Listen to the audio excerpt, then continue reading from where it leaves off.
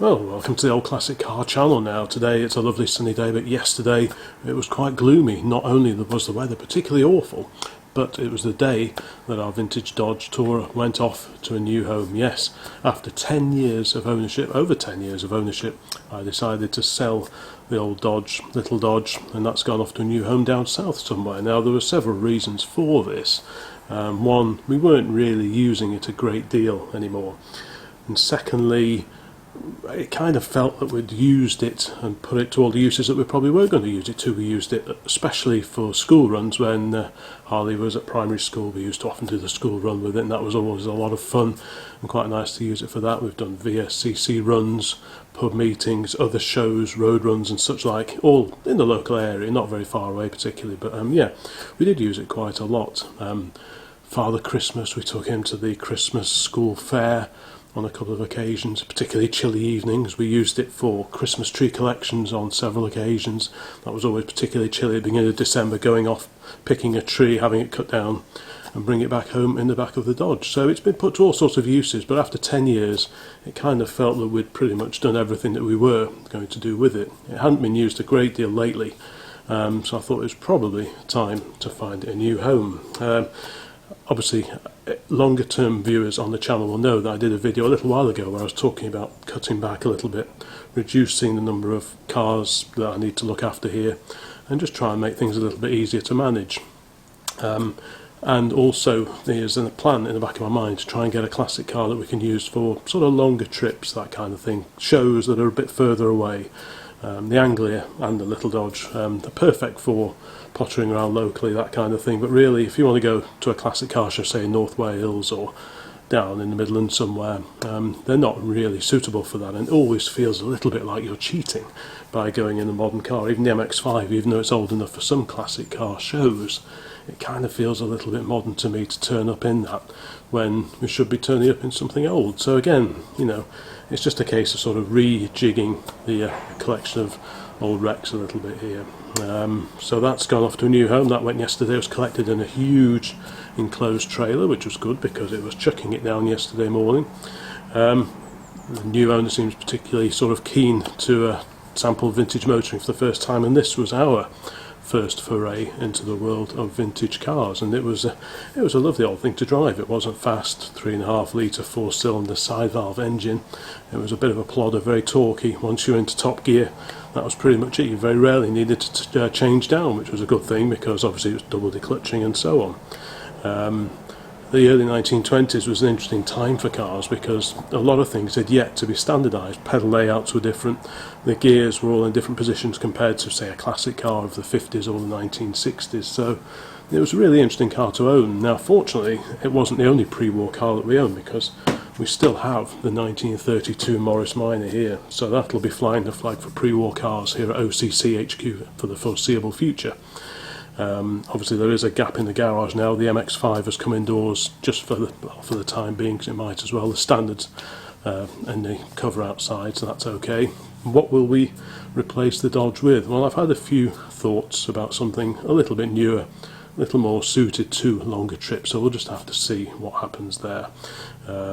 Junior's got his ideas as well about what we should be buying, but we'll probably find some common ground at some point, and at some point, no doubt, something else will turn up. Hopefully a little bit newer, a little bit more suited to longer trips, but hopefully still quite interesting. So that's where we're at the moment. The Dodge is gone, so what was Big Dodge is now just a Dodge, so I'll have to try and get used to that, because 10 years we've been calling this Big Dodge and a little Tourer Little Dodge. So, and I'm not really into naming things particularly often, but it just helped to sort of differentiate the two vehicles.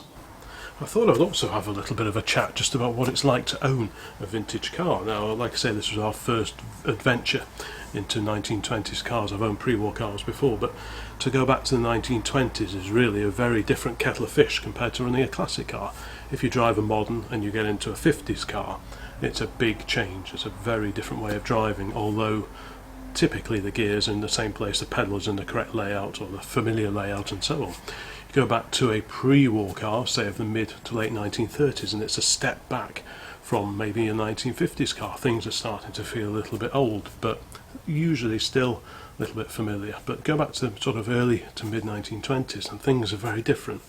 In the Dodge, for example, the pedals, you had a centre throttle pedal and the clutch on the left, brake on the right, so they had to remember what order the pedals were in. Also, the gears were in a different position as well. It was a 3-speed gearbox, but you had to get used to the idea that first was where first is and reverse is where you'd normally find second. So unless you were thinking, you had to sort of just keep your mind switched on a little bit so that you didn't go into reverse when you were aiming for second gear. Fortunately, I never did that, but I could easily see it happening. So you had to go from first then down to where you'd expect fourth to be, and that's where second was, and then third was in the usual position. Braking, that was a bit different because that era of car, the Dodge and other cars of its age, they only had rear wheel brakes, so you did have to anticipate quite a long way ahead. No brakes on the front, and it's quite a heavy car. It's not fast, but it's quite a heavy car. Fortunately, with that type of engine, because it's so torquey, you did actually get a lot of engine braking, so take your foot off the throttle. And it actually slowed down quite a lot, and you just use the foot brake a little bit to sort of finish the job off. The hand brake was actually called the emergency brake in the handbook, and it did actually recommend that if you wanted to pull up a little bit smarter, a little bit more promptly, you would actually use the foot brake and also the emergency brake, and they both operated on the rear brake drum. The foot brake operated externally on the brake drum, contracting onto the drum, and the hand brake, the emergency brake, operated a separate set of shoes inside the drum, and they expanded and they slowed it down. And what you found is that if it was a particularly rainy day, like when we were going to the Audlam Festival of Transport a few months ago, the foot brake linings get quite wet, so again that affects your braking performance. So it did really focus the mind as soon as you sat in this 1924/25 car. You really did have to change your mindset and your approach to driving, but that was all part of the fun of it, of course. So yeah, I would definitely have another vintage car again. Like I say, we've still got the 1932 Morris, and I would definitely have another car of the 1920s again. We'll just have to see what turns up in future. So where does that leave things in terms of usable vehicles here at the moment? Well, we've got the trusty Anglia, that's 1952, that seems to work, great for local hops, but with the advent of winter, we're not too far away from winter now, so the salt will be going down on the roads, which will curtail things a little bit. I may use the Standard over the winter a little bit, but the Anglia, that won't be going anywhere. As soon as the roads are gritted, it'll be staying indoors and just pottering around here, just exercise things, warm things through a little bit, but it won't be going out on the road when the salt is out. Same probably for the MX-5, that's on the road at the moment, but once the nasty weather comes along, which won't be too far away, I'll just sawn it and take it off the road for the winter. Big Dodge, that won't be going anywhere at the moment. The Standard is on the road. I'm still looking for a replacement, either cylinder head or rocker assembly, just so I can quieten down the top of the engine a little bit. I think there's a fair bit of wear in the rocker assembly on that particular engine. Otherwise, it sounds like a nice quiet engine, so I hope to be able to treat that to some improved upper engine parts before too long. So that's the Anglia, the Standard, Big Dodge and the MX-5. Everything else is pretty much work in progress. The little van's still here. I haven't really got into that because I don't want to start taking that to pieces, only for it to sort of just end up in pieces for a long period of time. That's not what I want, so I'm just trying to keep that as a complete unit for the time being. The A40 obviously is a bit of a work in progress that I really do need to get back onto.